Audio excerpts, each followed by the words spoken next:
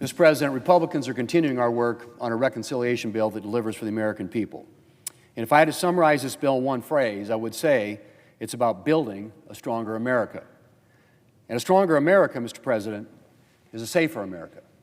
Last week, I discussed the importance of strengthening our border security, something that we are addressing in our reconciliation bill. Today, I'd like to discuss another aspect of that bill, strengthening our military to meet today's and tomorrow's threats. Mr. President, the world has grown increasingly unstable in recent years. America's interests, our allies, and worst of all, American service members have come under attack. Russia, China, North Korea, and Iran and its terrorist proxies have all grown more brazen.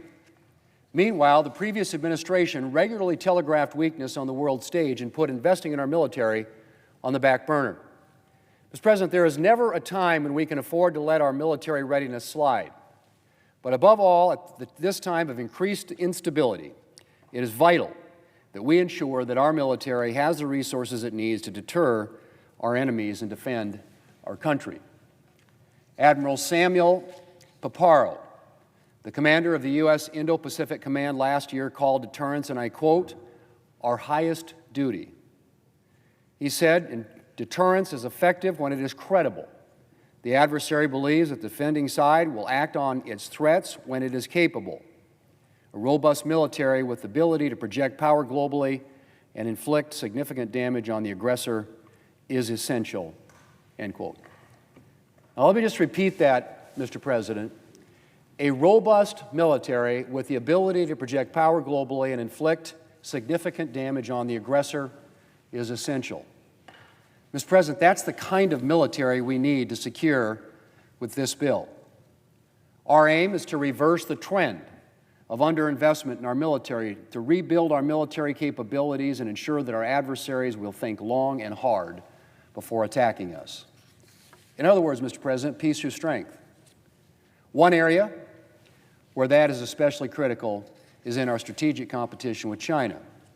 Leaders of the intelligence community testified this year that China represents the most comprehensive, robust military threat to U.S. national security. Its designs on Taiwan are obvious, and its brazen actions, from cyber theft and espionage to its aggressive territorial claims and its harassment of American pilots, are alarming. But we've allowed China to outpace us in building new military capabilities.